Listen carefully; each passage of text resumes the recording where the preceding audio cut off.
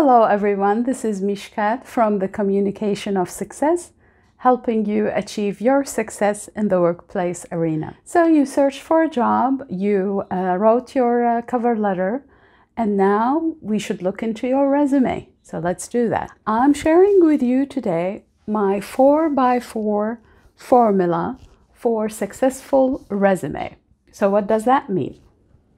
I'm going to give you 4 prerequisites, 4 sections to write your resume, and conclude by giving you 4 important tips to keep in mind after you have written your resume. Sounds good? Let's go. So, for prerequisites, I want you to consider the following. Number 1, determine the length of your resume. If you have enough experience to fit 2 pages, then go ahead and do that. If you have enough experience to fit 1 page, you can also go ahead and do that. The most important thing about a resume is to share with the hiring manager your expertise.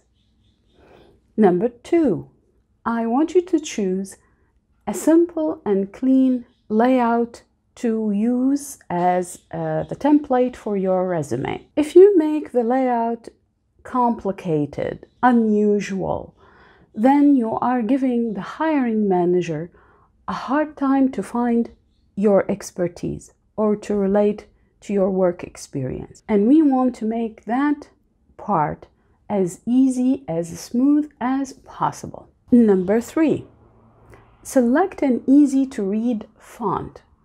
Go with Arial 12 for the content, and for the headings and the subheadings you can use 14. Requirement number 4, I want you to align everything to the left and make sure that nothing is being centered. Everything is aligned to the left. Why is that? To help the hiring manager skim through your resume quickly and easily. Keep in mind, hiring managers are used to find things in certain places. So don't complicate the process for them and make them look for the information they need. Our objective here is to make everything as smooth as possible. All right. So let's move on to the content, and we have 4 main sections to cover in the content. So let's go. The first one is the summary, and the summary is very important because it's the first impression you make on the hiring manager. So make that count. Simply start by stating your job title and the years of experience you have. For example, IT marketing specialist with 5 years of experience. Then 1 or 2 accomplishments that you've made. If not, 1 or 2 responsibilities that you deal with. Then conclude that section by sharing your objective. What do you hope to achieve? What is your next step? Let's move on to your work experience, which is the heart of your resume. If you accomplish that part successfully, then 80% of your job is done. We are going to start by listing your work experience in a reverse chronological order. All right, I know that sounds fancy, but basically it means you are starting from the most recent job you've had and work your way down to the first one. Why is that? Because you want to help the hiring manager determine your level of expertise. You don't want him to go look for that. You want to share that with him up front. And basically, you are going to start by the job title that you have, the company's name and address, and the date where you started that job and the date that job ends. So basically, if you can simply say March 2005 till March 2010. So you don't need to be that specific, just a month and year. If you are still employed, you can simply say March 2005 till present. That's absolutely acceptable. Bullet point your accomplishment. If you don't have accomplishments, then list your responsibilities. Either way, you are going to use actionable verbs. So rather than saying responsible for, say managed. When it comes to accomplishments, they are highly desirable because they show impact.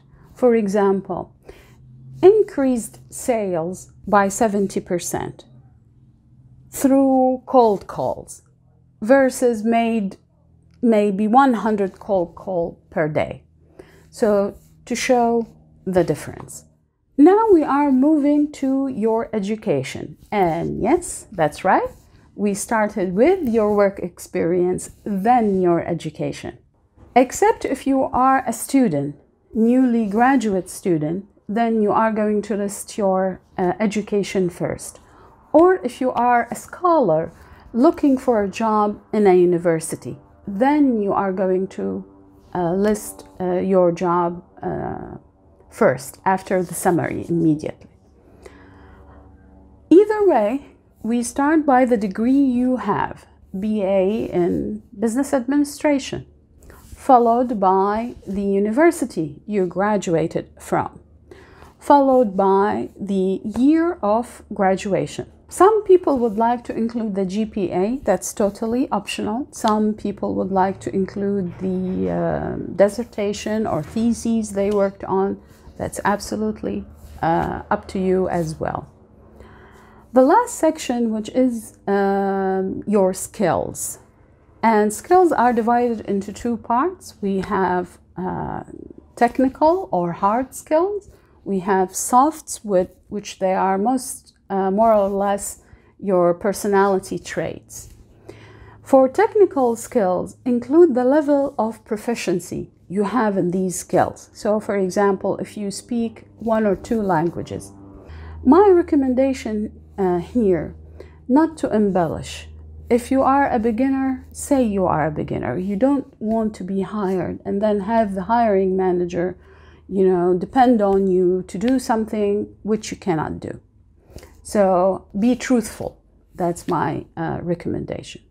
Other skills include verbal or written communications, being a team player, and how that contributes to the company. You can also include other sections, such as publications, certifications. All these are desirable and can be included. Now we are moving to a couple of tips that I have for you after you have completed your resume. Tip number 1, if you have a LinkedIn page or profile included, you can also include your website or blog if they are professional or related to the job that you are applying to. Tip number 2, use bold strategically. If you want the hiring manager to read something, bold it for him or her to read. Make sure that you have a professional email.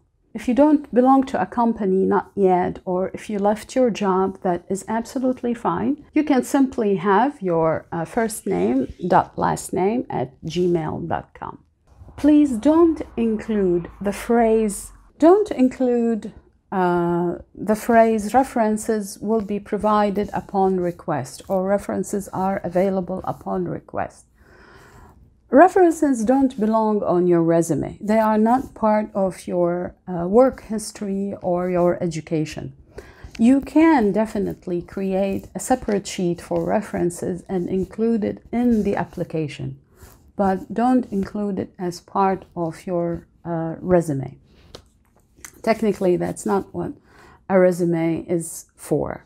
Don't use the same resume for everything. Tailor the resume for the job or the position that you are applying for. How can you do that? That's very easy. Read the job requirement and select 4 items from it and make sure that they are reflected in your resume. I hope I've helped you today. If so, please hit the like button. Feel free to share this video with a friend who might be applying for a job. And as usual, I'll see you in the next video.